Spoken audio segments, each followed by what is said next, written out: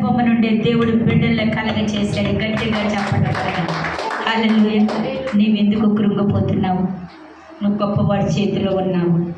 మహిమ కలిగిన వాడు చెయ్య నువ్వు పట్టుకున్నావు. ఆయన నీ చెయ్యి పట్టుకున్నాడు. నువ్వు దుఃఖపడవలసిన పని లేదు.